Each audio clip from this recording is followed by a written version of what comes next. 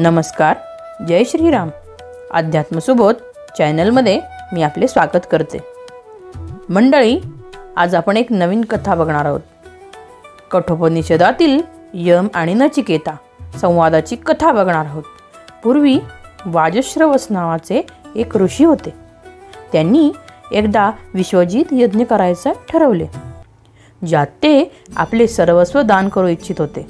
त्यांना एक मुलगा होता, ज्याचं नाव नचिकेता होते.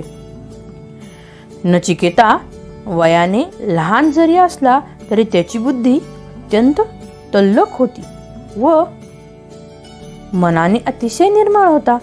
यज्ञाच्या वेळी त्याने बघितले की आपले वडील अशा गायी दान करत आहेत ज्या निर्बल आहेत, ज्यांच्यामध्ये दूध देण्याची शक्ती नाही. थोडक्यात काय तर सर्व गायी निरुपयोगी आहेत. हे दृश्य पाहून नचिकेताने विचार केला की अशा गायी दान करून आपले वडील चांगलं काम करत नाहीयेत, कारण अशा निर्बल गायी दानात देणे योग्य नाही. हा विचार करून नचिकेता आपल्या वडिलांजवळ गेला व बोलू लागला, बाबा, मी असं ऐकलं आहे की तुम्ही जो हा यज्ञ करत आहात त्यात आपली सर्वात प्रिय गोष्ट सुद्धा दान करावी लागते. वाजश्रवस ऋषी हो म्हणाले. त्यावर नचिकेता वाजश्रवस ऋषींना म्हणाला, बाबा, जर असं असेल तर मग तुम्ही मला कोणाला दान करणार आहात? हे ऐकून आश्चर्यचकित झालेले वाजश्रवस ऋषी काही बोलले नाहीत. नचिकेताने परत तोच प्रश्न केला. वाजश्रवस काही बोलले नाहीत. तिसऱ्यांदा तोच प्रश्न केल्यावर वाजश्रवस ऋषी क्रोधित झाले व नचिकेताला म्हणाले, मुला, मी तुला मृत्यूदेव यमाला दान करणार आहे. नचिकेताने हे ऐकले व तो वडिलांची आज्ञा शिरोधार्य मानून यमाच्या नगरीला म्हणजेच मृत्यू लोकाला जायला निघाला. कारण तो वयाने जरी लहान होता तरी वडिलांच्या आज्ञेचे पालन करणारा होता. ज्यावेळी तो यमपुरीत यमाच्या महालाच्या तिथे गेला त्यावेळी त्याला असे कळले की यमराज तेथे नाही. नचिकेताला महालात द्वारपालांनी प्रवेश दिला नाही. नचिकेता यमाची वाट बघत त्या महालाच्या दरवाजात बसला. 3 दिवस निघून गेले. नचिकेता मात्र यमाच्या भेटीचा दृढ संकल्प मनात ठेवून काहीही न खाता, पाण्याचा थेंबही न घेता प्रवेशद्वारावर वाट बघत बसला. ज्यावेळी धर्मराज यम आपल्या नगरीस परत आले त्यावेळी त्यांनी आपल्या महालाबाहेर एक बालक बसलेला आहे असं दिसल्यावर त्यांनी द्वारपालाला त्याच्याविषयी विचारले असता त्यांनी सांगितले की महाराज, हा बालक 3 दिवसापासून काहीही न खाता पिता तुमची वाट बघत इथे बसलेला आहे.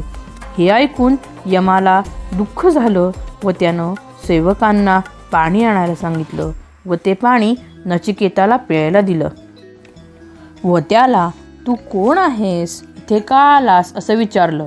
नचिकेतानं यमाला आपला सर्व वृत्तांत सांगितला.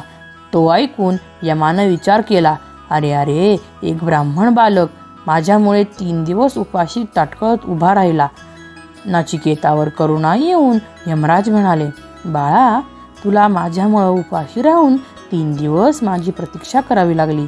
मी तुझ्यावर प्रसन्न आहे. या 3 दिवसाच्या बदल्यात तू मला 3 वरदान माग. यमानं असं सांगितल्यानंतर नचिकेता हात जोडून यमासमोर उभा राहिला व बोलू लागला, भगवन, मी आज खरंच धन्य झालो. साक्षात आपण माझ्यावर कृपा केलीत. माझ्या वडिलांचा क्रोध शांत व्हावा. ज्यावेळी मी पृथ्वीवर परत जाईल त्यावेळी माझ्या वडिलांनी मला प्रसन्नतापूर्वक स्वीकार करावे, हाच मला पहिला वर द्या. यमराज तथास्तु म्हणाले व माग बरं तुझा दुसरा वर असं म्हणाले. नचिकेता म्हणाला, महाराज, ज्या अग्नीच्या अनुष्ठानाद्वारा लोक स्वर्गाची प्राप्ती करून घेतात त्या अग्नीचा उपदेश, त्याची शिक्षा मला आपण द्यावी, हा माझा दुसरा वर आहे. यमाने हे स्वीकारले व त्याला स्वर्गप्राप्तीला उपयुक्त असणाऱ्या अग्नीची दीक्षा दिली व नचिकेताला 3रा वर मागायला सांगितले. नचिकेता बोलू लागला, भगवन, वास्तवात खरंच मृत्यूच्या पश्चात जीवन असतं का हो? काही लोक म्हणतात मृत्यूपश्चात जीवन असतं, काही लोक म्हणतात नसतं. मग खरं सत्य काय आहे बरं? खरं काय आहे हेच मी तिसऱ्या वरदानाद्वारा जाणू इच्छितो. हे ऐकल्यावर यम थोड्या संभ्रमित भावाने बोलू लागले की बालका, तू जन्ममृत्यू ह्याविषयी प्रश्न करू नकोस, कारण याच्याविषयीचे स्पष्ट ज्ञान देवांना सुद्धा नाहीये. हे सोडून दुसरं काहीतरी विचार, मी तुझ्या सर्व इच्छा पूर्ण करीन. पण नचिकेता आपल्या प्रश्नावर ठाम होता. त्यावेळी यमाने नचिकेताला अनेक प्रकारचे सांसारिक प्रलोभन द्यायला सुरुवात केली, जेणेकरून नचिकेता तो प्रश्न सोडून दुसरं काहीतरी मागेल. यम एका अर्थाने नचिकेताची परीक्षाच घेत होते, कारण एवढं मोठं ज्ञान सांगायचं म्हणजे त्याला ग्रहण करणारा तेवढ्या क्षमतेचा आहे की नाही हे पाहणे अत्यंत आवश्यक असते. या प्रलोभनावर नचिकेता बोलला नाही. यमास म्हणाला, धर्मराज, तुम्ही जी ही मला सांसारिक प्रलोभन दाखवत आहात, नाती क्षणभंगूर सुख देणारी आहे. त्यानं माणसाला स्थायी सुख कधीच प्राप्त होऊ शकत नाही, आणि त्यामुळेच मी या सर्व गोष्टींचा त्याग करून तुम्हाला आत्मज्ञानाविषयी प्रश्न केलाय. नचिकेताचे वक्तव्य ऐकून यमास खात्री पटली की हा बालक खरंच तयारीचा आहे. व नंतर यमराजाने नचिकेताला जीवन, मृत्यू व आत्मा याविषयी दिव्य ज्ञानाचा उपदेश केला. नचिकेता, अरे, जीवन मृत्यू या गोष्टी केवळ शरीरास असतात रे. वास्तविक पाहता शरीर सत्यच नाहीये. या विश्वात शाश्वत सत्य केवळ आत्माच आहे. हा आत्मा जो प्रत्येक जीवाच्या अंतरंगात विराजमान आहे, तो अनश्वर म्हणजेच नष्ट न होणार आहे. तो कधी जन्मत नाही किंवा तो कधी मरत नाही.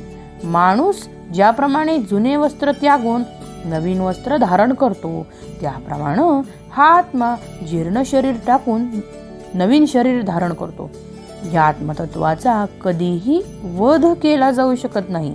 हा आत्मा सूक्ष्म, अतिसूक्ष्म व विशाल, अतिविशाल अशा सर्व सत्तांमध्ये विराजमान आहे. नचिकेता, आपले हे शरीर म्हणजे एक रथच आहे. बुद्धी या शरीररूपी रथाची सारथी आहे. इंद्रिय घोडे आहेत.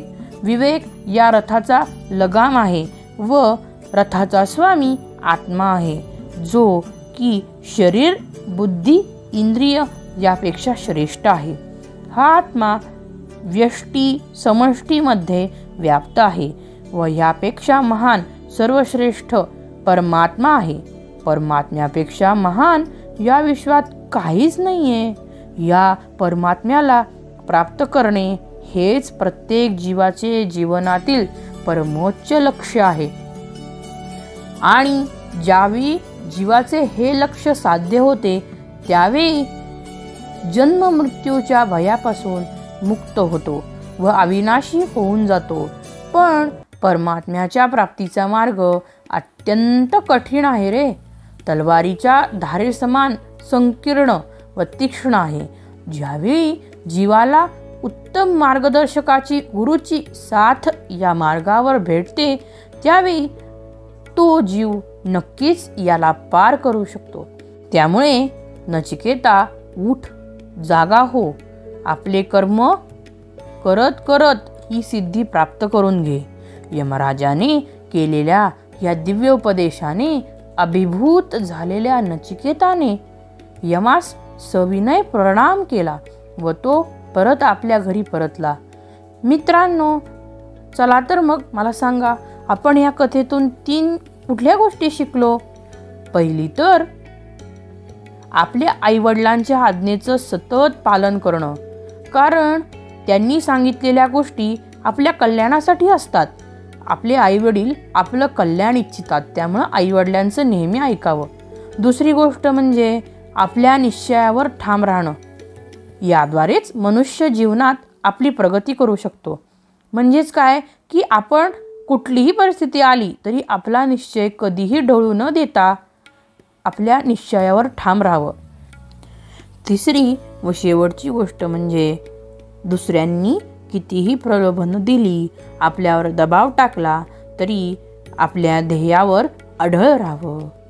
चला तर मग मंडळी, तुम्हाला आपल्या भावी पिढीला उपयुक्त अशा मनोरंजक कथा व स्तोत्रांची माहिती करून देण्यासाठी ह्या आपल्या चॅनलला लवकर लाईक, शेअर आणि सबस्क्राईब करायला विसरू नका. धन्यवाद.